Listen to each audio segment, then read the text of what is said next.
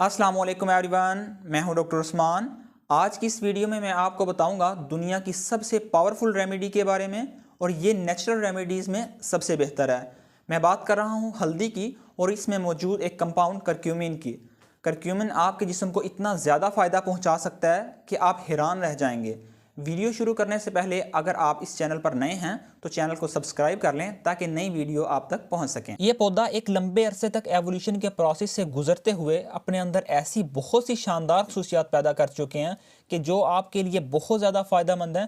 तो चले देखते हैं कि ये आपकी हेल्थ के लिए क्या क्या कर सकते हैं। इसका सबसे पहला फ़ायदा जो सबसे ज़्यादा अहम है, ये एक बहुत ही ज़्यादा स्ट्रॉन्ग एंटी इन्फ्लेमेटरी है जो आपके जिस्म में जाके आपकी इन्फ्लेमेशन और सोजिश पैदा करने वाले एंजाइम को ब्लॉक कर देता है। इसका मतलब ये है कि ये आर्थराइटिस, टेंडनाइटिस और हर वो बीमारी जो आईटीएस पे ख़त्म होती है यानी क्रॉनिक इन्फ्लेमेशन को कंट्रोल करने में मदद करता है।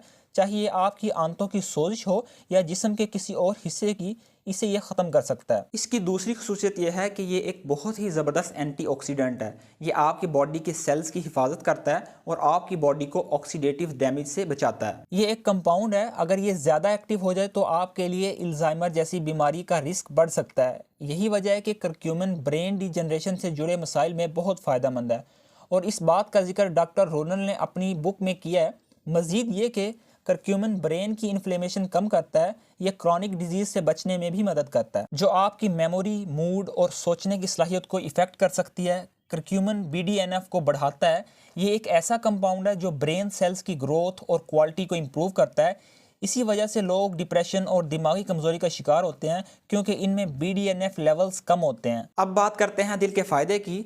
हल्दी का डायरेक्टली इफेक्ट आपकी आर्टरीज की अंदरूनी लेयर पर होता है जिसे एंडोथेलियल कहते हैं। यही वो जगह है जहां से क्लॉटिंग बनती है, प्लाक बनता है और हाई ब्लड प्रेशर शुरू होता है। करक्यूमिन इस लेयर को डैमेज से बचाता है। ये आर्टरी के अंदर स्कार टिश्यू या जख्म बनने से रोकता है जो दिल की बीमारियों की एक बड़ी वजह बन सकती है। इसके अलावा करक्यूमिन LDL यानी बैड कोलेस्ट्रॉल, स्पेशली इसमें छोटे छोटे डेंस पार्टिकल होते हैं जो आर्टरी में जाके नुकसान करते हैं, इनके बनने को रोकता है। साथ ही साथ ये ऑक्सीडेटिव LDL को रोकता है। ये वही चीज़ है जो आपकी आर्टरी के अंदर रस्टिंग इफेक्ट पैदा करती है, जैसे पुराने लोहे को जंग लग जाता है। हल्दी फैटी लीवर के रिस्क को कम करता है और लीवर की इन्फ्लेमेशन को कम करने में भी मदद करता है। हल्दी सिर्फ हार्ट डिजीज़ और ब्रेन के लिए फ़ायदेमंद नहीं है बल्कि ये ब्लड शुगर को स्टेबलाइज भी करती है। इससे इंसुलिन सेंसिटिविटी बढ़ती है और वो लोग जो डायबिटिक हैं उनके लिए ये एक बहुत अच्छी चीज़ है। हल्दी वाउंड हीलिंग प्रोसेस को भी तेज़ करता है। ये एंटी माइक्रोबियल प्रॉपर्टीज़ भी रखती है। आपकी गट हेल्थ के लिए भी ये बहुत फ़ायदेमंद है क्योंकि ये सिर्फ बुरे बैक्टीरिया को मारती है लेकिन अच्छे बैक्टीरिया को ये नुकसान नहीं पहुँचाती। एलर्जी से जो लोग परेशान हैं उनके लिए भी ये बहुत फ़ायदेमंद है। एक्जिमा, सोराइसिस या एक्नी जैसी स्किन प्रॉब्लम्स को कम करने में भी हल्दी अपना रोल अदा करती है। क्योंकि ये इम्यून सिस्टम को बैलेंस करता है, इसलिए कुछ लोगों का कॉमन सवाल होता है कि करक्यूमिन की बायो अवेलेबिलिटी इतनी ज़्यादा अच्छी नहीं होती, यानी बॉडी इसको इतनी अच्छी तरह एब्जॉर्ब नहीं कर पाती। तो बाज़ लोग करक्यूमिन की बहुत ज़्यादा हाई डोज लेना शुरू कर देते हैं। एक तरीका यह है कि इसको आप काली मिर्च के साथ लें, इसकी बायो अवेलेबिलिटी बढ़ जाती है। इस तरह आप फैट के साथ भी ले सकते हैं। मैं ये बात इसलिए कर रहा हूँ कि मैंने ऐसा खुद होते देखा है कि एक साहब ने अपने घर पर हल्दी उगाई अपने इस्तेमाल के लिए और आते जाते वो एक हल्दी का छोटा टुकड़ा अपने मुंह में रख लेते थे, ये सोचकर कि हल्दी फ़ायदेमंद है, ज़्यादा लेने से ज़्यादा फ़ायदा होगा। कुछ ही दिन बाद उन्हें बड़ा स्वेयर नोज़िया हुआ, सर में दर्द, दिल ख़राब और ज़ुबान और होंठ पीले हो गए क्योंकि हल्दी का रंग जल्दी जाता नहीं है। तो करक्यूमिन की हाई डोज लेना किसी तरह से अच्छा आइडिया नहीं हो सकता। हल्दी आपने मुनासिब मिकदार में लेनी है क्योंकि बॉडी इसका इस्तेमाल बहुत कम करती है। फिर एक और इंटरेस्टिंग चीज़ ये है कि हल्दी आपकी बॉडी की रिपेयरिंग प्रोसेस में भी मदद करती है। रात को जब आप डीप स्लीप में जाते हैं तो आपका ब्रेन अपने टॉक्सिन को क्लीन करता है, जिसम में जमा होने वाले जहरीले मादों को तोड़ना शुरू कर देता है।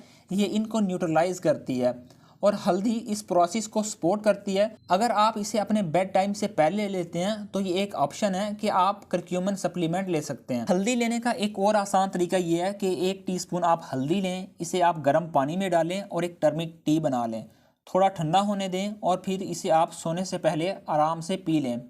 बेस्ट प्रैक्टिस यह है कि आप इसके साथ 2 से 3 काली मिर्च के दाने चबा लें या इस टी में आप कोकोनट मिल्क भी डाल सकते हैं। अगर आप काली मिर्च नहीं खाना चाहते तो कोकोनट मिल्क आप घर में भी बना सकते हैं, क्योंकि काली मिर्च और फैट से इसकी अब्जॉर्प्शन बढ़ जाती है। इसके अलावा गोल्डन मिल्क एक और रेसिपी है।